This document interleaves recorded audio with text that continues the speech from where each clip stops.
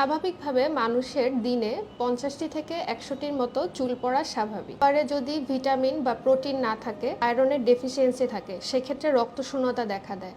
PRP সাধারণত ৬ থেকে ১০টি সেশন পর্যন্ত লাগতে পারে। এর সাথে বিভিন্ন ভিটামিনস এবং সাপ্লিমেন্ট নিলে এর রেজাল্ট ভালো আসে। আসসালামু আলাইকুম, আমি ডাক্তার নাফিসা বলছি টোটাল ওয়েলনেস কেয়ার থেকে। আমরা আজকে চুলের সমস্যার কিছু আধুনিক ট্রিটমেন্ট নিয়ে কথা বলবো। স্বাভাবিকভাবে মানুষের দিনে ৫০টি থেকে ১০০টির মতো চুল পড়া স্বাভাবিক।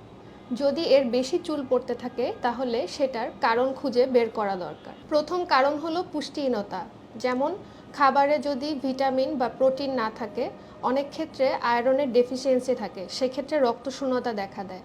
এছাড়া হরমোনাল ইমব্যালেন্স, যেমন থাইরয়েডের সমস্যা, পলিসিস্টিক ওভারিয়ান সিনড্রোম, এছাড়াও রাতে ঘুম না হওয়া, বিভিন্ন মানসিক চাপ।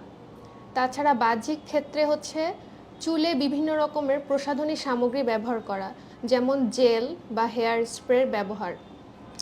এছাড়া কিছু ডার্মাটোলজিক্যাল কন্ডিশন, যেমন হচ্ছে চুলের গোড়ায় ছত্রাকজনিত সংক্রমণ। এছাড়া বংশগত কারণেও আপনার চুল পড়তে পারে। টোটাল ওয়েলনেস কেয়ারে আমরা নিয়মিত এই চিকিৎসা করে আসছি। সবচেয়ে জনপ্রিয় এই চিকিৎসা পদ্ধতির নাম হলো পিআরপি। পিআরপি হচ্ছে প্লাটিলেট রিচ প্লাজমা। এতে করে আমরা পেশেন্টের ব্লাড নিয়ে তার থেকে গ্রোথ ফ্যাক্টরগুলোকে আলাদা করে চুলের গোড়ায় সেগুলোকে ইনজেক্ট করি। এতে করে সেখান থেকে নতুন চুল গ্রো করে। এক্ষেত্রে আমরা একটি ফাইন নিডল ইউজ করি, যাতে করে প্রসিডিউরটিকে আমরা পেইনলেস করতে পারি। এর আগে আমরা কিছু অ্যানেস্থেটিক ক্রিম অথবা স্প্রে ব্যবহার করে নিই, যার কোনো পার্শ্ব প্রতিক্রিয়া নেই। পিআরপি সাধারণত ৬ থেকে ১০টি সেশন পর্যন্ত লাগতে পারে।